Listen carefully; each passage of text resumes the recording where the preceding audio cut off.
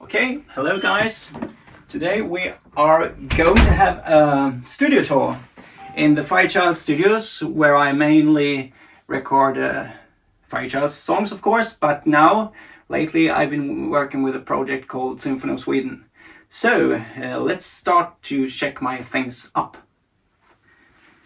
Here is the kitchen area, and I have some units already here. So this is a very cool thing.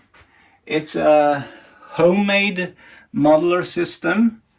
A guy in Sweden who downloaded the schematics from the internet and built it by his own hands. Yes. So that's cool. Here as well, same. And then here we have a Arp 2600 clone. Yes, here in the corner we have a Stylophone, which is a cool thing which has a great multimodal filter. And here we have a string machine, very famous one, Solina. And here we have a great string machine as well, Roland RS 505. So let's we can check my live room as well. Here we have just an additional live room with some cymbals now. Yeah, let's go to the studio.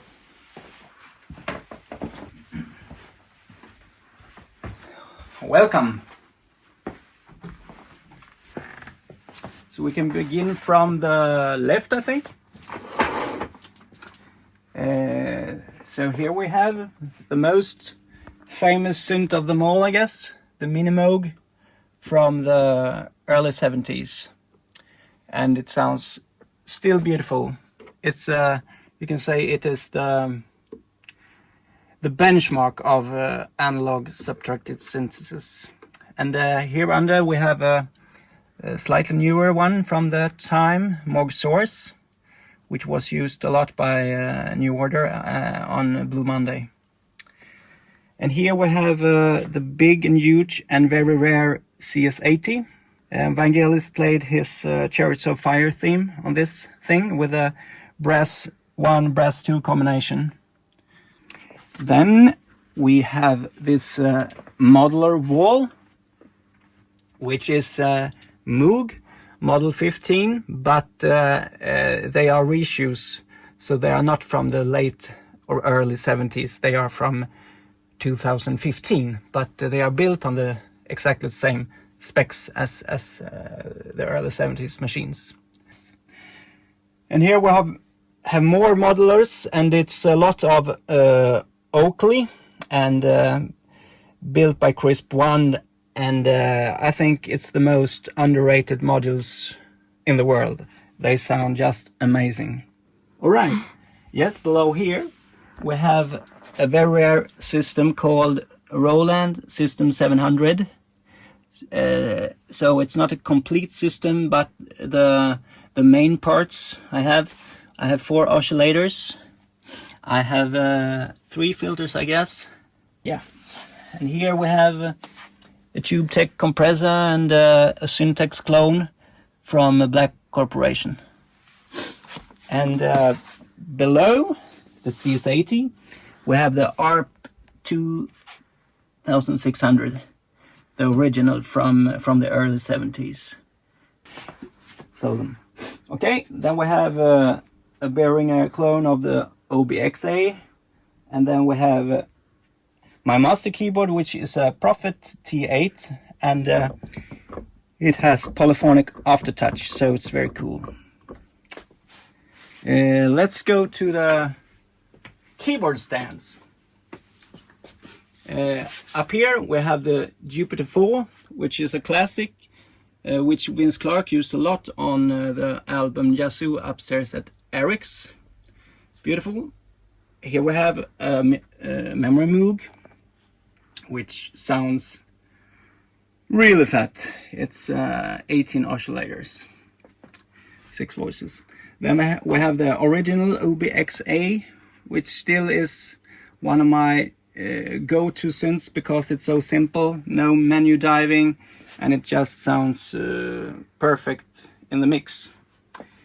Here we have a Korg Trident, which is a string machine, but it is also a fully polyphonic synthesizer, which people don't think, people think it's divide down, but it's not, it's fully polyphonic. And then we have this classic Jupiter 8, which was used a lot on the Alphaville album Forever Young back in 1984. Then I have a backup of my master keyboard, another Prophet T8.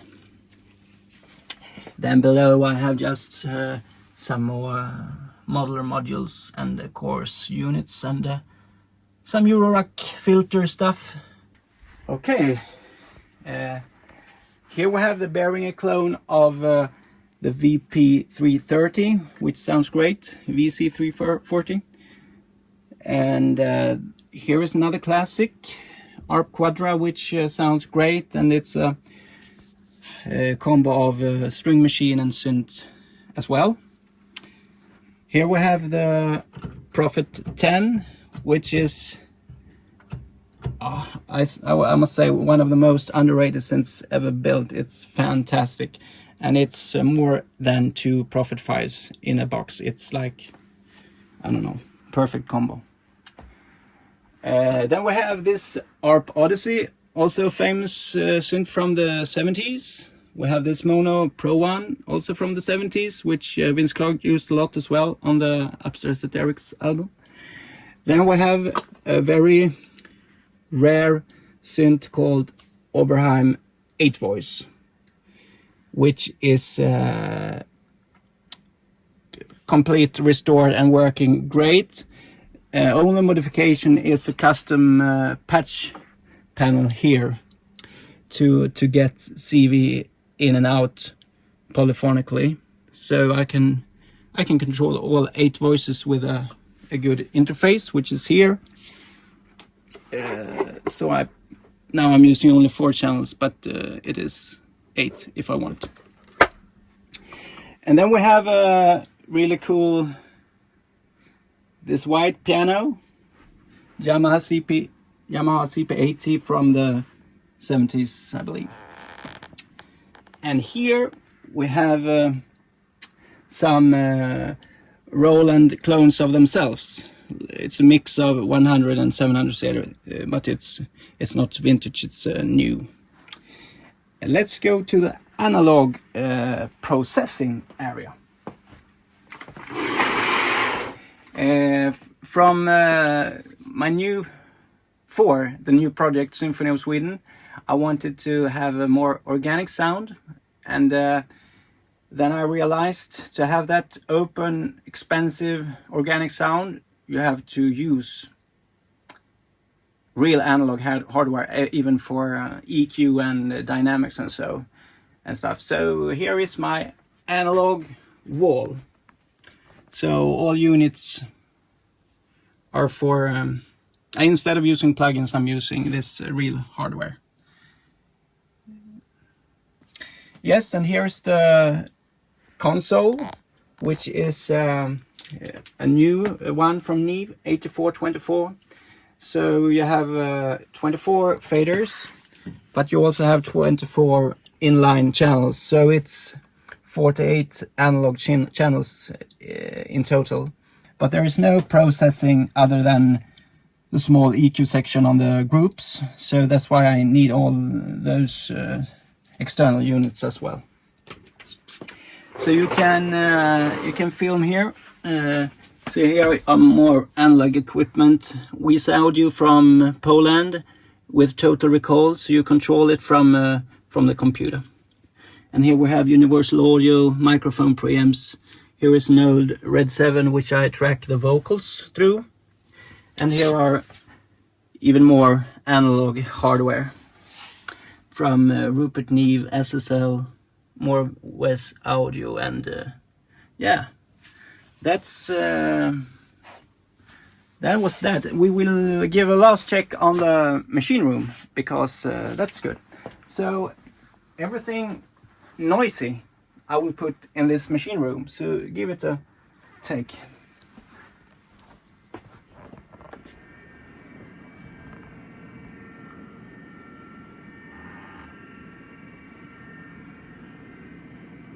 Yeah, perfect. All right, that was pretty much it. Thanks for watching.